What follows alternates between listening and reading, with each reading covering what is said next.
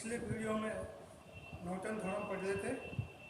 तो Norton theorem में हमने उसका सैद्धांतिक रूप से सत्यापन किया था और उसमें पढ़ा था कि किसी भी सर्किट को, जो जटिल सर्किट होता है, उसको हम सिंपल सर्किट में बदल सकते हैं। सिंपल सर्किट में बदलने के लिए हमें आवश्यकता होती है एक धारा स्रोत की और एक इम्पीडेंस की, जिसको हम कैसे लगाते हैं, समांतर क्रम में लगाते हैं तो वो जो जटिल परिपथ है उसके बराबर काम करता है। और उसमें जो हमें धारा स्रोत का मान चाहिए वो कैसे निकालते हैं, वो हमने सीखा था पिछले उसमें कि हम लोड को हटाकर उसको शॉर्ट सर्किट कर दें और उसमें प्रवाहित धारा का जो मान होता है वही उतने ही मान का हमें धारा स्रोत चाहिए। और जेड जो तुल्य प्रतिरोध होता है, जेड एन या जेड इक्विवेलेंट जिसका नाम दिया था, उसको हमने विभव स्रोत को शॉर्ट सर्किट करने पर उसके सिरों पर जो प्रतिरोध अनुभव होता है, प्रतिरोध गणना होती है, जो भी कैलकुलेशन में जितना भी प्रतिरोध आता है वो हमारा जेड इक्विवेलेंट होता है। अब तक हमने जो सर्किट यूज किए थे नॉर्टन में, थॉम्सन में, उसमें हमने सब में विद्युत स्रोत यूज किया था। विद्युत स्रोत नहीं कहने का मतलब ये है कि उसमें हमने विभव स्रोत यूज किया था, लेकिन अब हमारे पास क्वेश्चंस न्यूमेरिकल्स में, कई न्यूमेरिकल्स में हमें धारा स्रोत दिया गया है, तो उस समय हमें जेड इक्विवेलेंट निकालने में थोड़ी सी दिक्कत आती है। उसको हमने आज समझा देता हूँ। जैसे कि हमने एक सर्किट लिया, हम यही सर्किट लिया,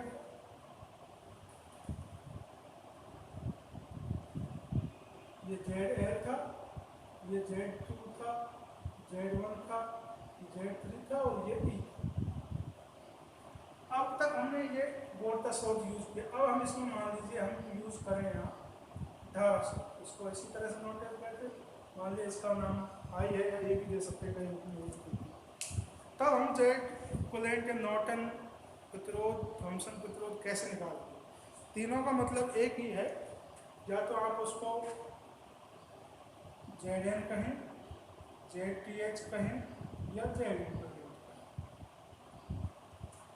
ठीक है भाई।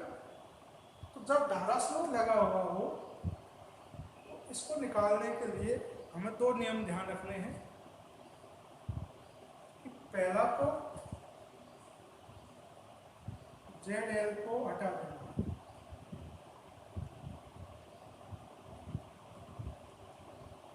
ठीक है भाई। नंबर दो, ZL को हटा देना है और धारा स्रोत को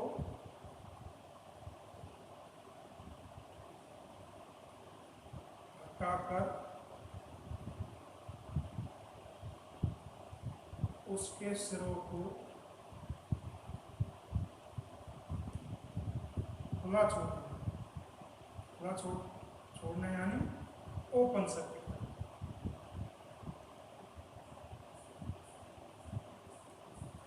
ठीक है। फिर उसके बाद हम लोड सिरों के मध्य, लोड सिरे A और B के मध्य प्रतिरोध की गणना करते हैं,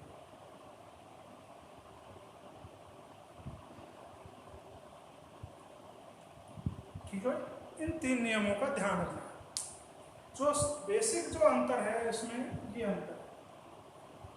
अब हम इसी को करें तो मान लीजिए इसको हटा दें यहाँ से, ये तो हो गया ओपन सर्किट, दोनों को खुला छोड़ दिया, तो इसको भी हटा दिया। अब हमें A और B के बीच में प्रतिरोध निकालना है। अब जो मान लीजिए A से कोई करंट चलेगा, इधर जाएगा, इधर जाएगा, इधर जाएगा, इधर नहीं जाएगा, क्या इधर नहीं जाएगा, इधर ये खुला सर्किट है, इसमें कोई भी करंट फ्लो नहीं करेगा। तो जो भी करंट फ्लो करेगा उसको यही प्रतिरोध सामना करना पड़ेगा। क्या आएगा यहाँ से? जेड इक्विवेलेंट ZN या ZTH बराबर Z2 प्लस जेड।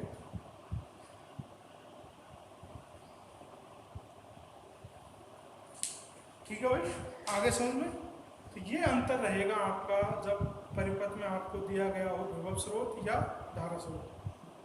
तो आप विभव स्रोत में तो इसको शॉर्ट सर्किट कर देते थे, यानी इसको कैसा कर देते थे, सीधे वायर से जोड़ देते थे।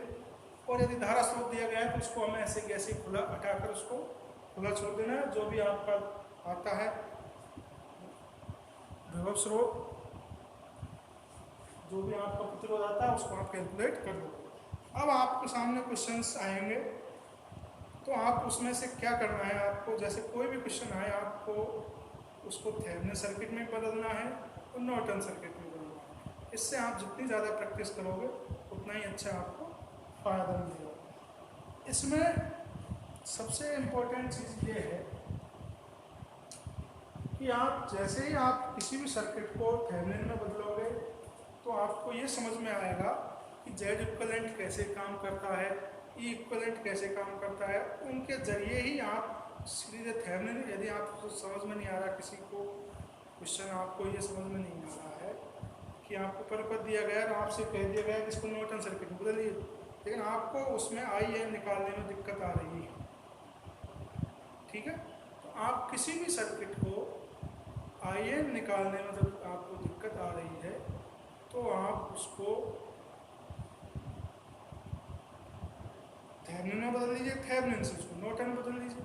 ये सब आपको कब तब आएगा तब आप ज़्यादा से ज़्यादा क्वेश्चंस करोगे। अब एक परिभाषा और आपके सामने अगली जो उसमें आएगी वो आएगी ट्रांसफर इम्पीडेंस, यानी कि अंतरित प्रतिबाधा।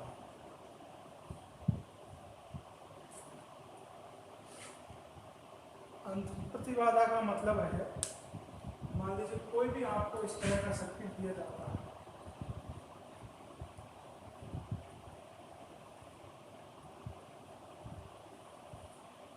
उसमें लूप एक ये है, एक ये Z1, Z2, Z3, E1, ठीक है भाई।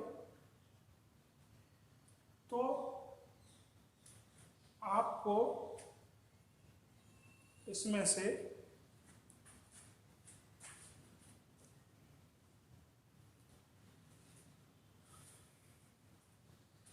इसके कारण इसमें कोई ना कोई धारा प्रवाहित होगी। मान लीजिए आई लूप में I2 धारा प्रवाहित हो रही। तो अंतरित प्रतिबाधा का मीनिंग ये है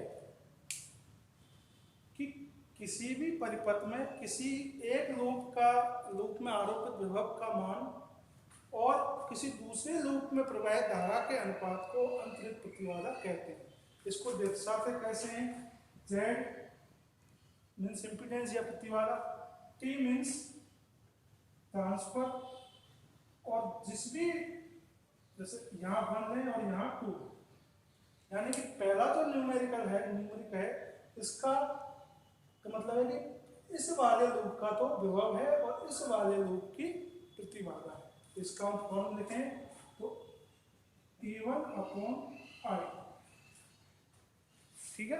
यानी कि पहले I1 का मतलब पहले लूप की तो विभव और 2 का मतलब दूसरे लूप की धारा, दोनों के अनुपात को ट्रांसफर इम्पीडेंस कहते हैं। और उसका इसमें नोटेशन से पता चलता है कि कौन से लूप का तो विभव है और कौन से लूप की प्रतिबाधा है, कौन कौन से लूपों के मध्य की प्रतिबाधा है। अब हमने इसमें मान लीजिए एक से अधिक बहुत सारे वो लूप हो तो उसको कैसे कहेंगे, TIJ, यानी कि I में लूप का विभव और ये इस लूप की प्रतिबाधा, ठीक है। इसका मतलब यह है कि आप ट्रांसफर इम्पीडेंस का मतलब यह है कि आप किसी भी दो लूपों के मध्य ट्रांसफर इम्पीडेंस निकाल सकते हो। पहले लूप का हमें क्या लेना है, विभव लेना है, दूसरे लूप की प्रतिबाधा लेनी है, तो दो लूपों के मध्य की आप प्रतिबाधा निकाल सकते हो। इस तरह के न्यूमेरिक क्वेश्चन आते हैं और उसमें आपको ट्रांसफर इम्पीडेंस पूछ सकता है कि पहले और तीसरे लूप के मध्य की ट्रांसफर इम्पीडेंस निकालिए, अंतरिक्ष प्रतिबाधा निकालिए। तो आपको ये पता होना चाहिए कैसे निकालते हैं कि पहले लूप में आरोपित विभव का मान देख लेते हैं और मान लो तीसरे लूप पर निकालें तो तीसरे लूप में प्रवाहित धारा का मान निकालकर दोनों का क्या कर देंगे, अनुपात कर देंगे। इसके बाद आप इससे रिलेटेड आप जो न्यूमेरिकल्स हैं वो करना और न्याय तो आप कमेंट्स बॉक्स में पूछ सकते हैं। अब हम अगले उसमें नॉर्टन थ्योरम के क्वेश्चंस करेंगे, न्यूमेरिकल क्वेश्चंस करेंगे। उसके बाद आप नॉर्टन थ्योरम कंप्लीट हो जाएगा, उसके बाद आपका आएगा एक रेसिप्रोकल थ्योरम्स और मैक्सिमम ट्रांसमिशन थ्योरम्स। तो थ्योरम्स बची हैं, उसके बाद आपकी ये यूनिट खत्म है। तो आप इसमें से जितने ज़्यादा क्वेश्चंस करोगे उतने आपको इसमें अच्छे से समझ में आए।